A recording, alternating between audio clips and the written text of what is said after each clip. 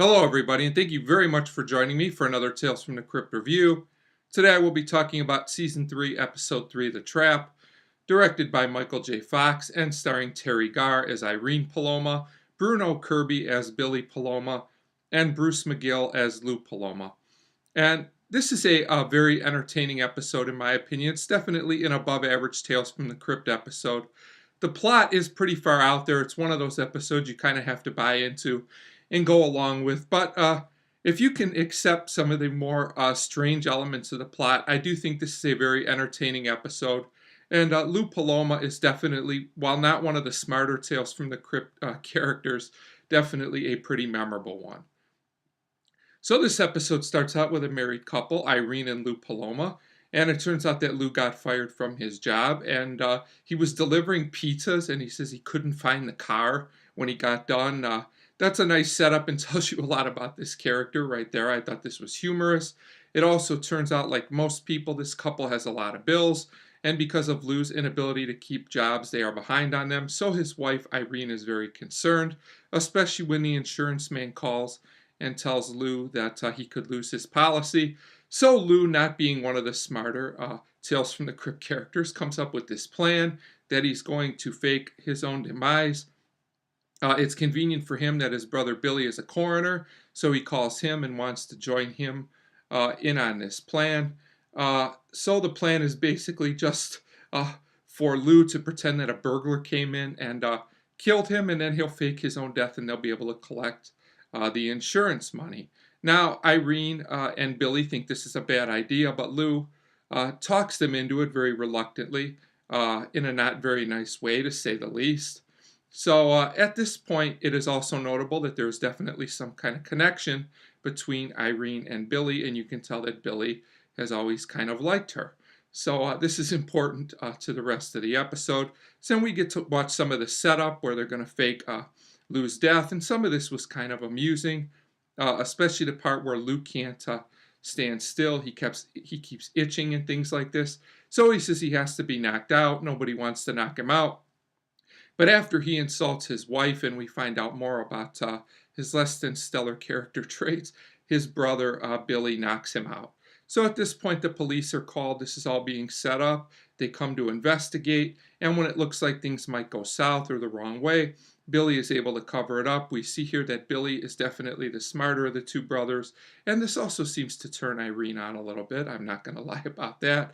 Then we get this scene where we get the fake funeral, and there's this character, Mother Paloma, and she's funny even if she's not really needed in the plot. Her character doesn't serve a ton of purpose, but she's an amusing character, so I'm fine with it. Other notable things that happen at this funeral is that Irene and Billy kiss. You can tell they're definitely going to be an item now, and Lou is hearing this from his coffin, but he's not really sure what's going on.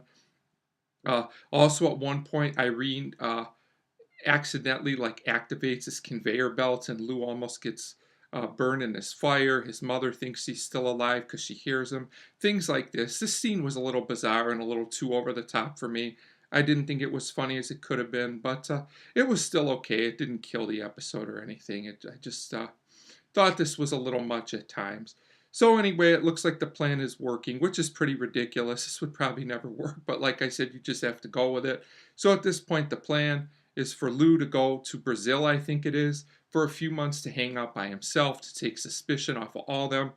He's reluctant about this, but his brother and wife convince him that none of them want to get caught by giving him $15,000. Not a lot of money when the insurance policy was worth something like $500,000. But once again, Lou is a pretty naive character, and he goes along with this. And then comes my favorite part of the episode, where Lou's basically in his new home. I'm not sure if it's like a resort or a hotel or something like that. But what's really funny is that Lou is supposed to get plastic surgery to look different, but really there's just a bandage on his nose. He looks completely the same. This is completely ridiculous, but in this case it worked for me. I actually laughed out loud at this. The bandage on his nose looks pretty ridiculous, actually, which I think was the point. So Lou's having fun thinking he's pulled all this off, but he does have one problem. Every time he calls home, all he gets is an answering machine, and there's also this guy there. I think he's in charge of the place, and he always keeps telling Lou that there's another beautiful sunset, which also worked for me. For some strange reason, this was pretty funny. So Lou's starting to get mad at this point, especially when he calls home one last time and the number has been completely disconnected. So Lou, again, not being the brightest character, flies home and he goes to see Irene, who's surprisingly still there in that house, only now her and Billy are married. They're a couple. And Lou is shocked by this, especially when he sees how decked out the house is. Definitely looks a lot different than it did at the beginning of the episode. He basically attacks his brother, who acts like he has no idea who he is, even though, like I said, he looks exactly the same. So the police come and nobody believes Lou's story, of course, because it's a ridiculous story. So we go to this court case where Lou is basically accused of killing himself in a way, and our director, Michael J. Fox, appears as a lawyer. I thought this was a pretty amusing supporting role for the director. So basically what happens is, of course, Lou is found guilty of being the killer of, like I said, basically himself. The court scenes are okay. They work well enough. So it turns out that Lou gets fried, and his final words are pretty classic. And things turn out pretty well for Irene and Billy, who are now together seeing the beautiful sunset. So like I said, parts of this episode are a little far-fetched.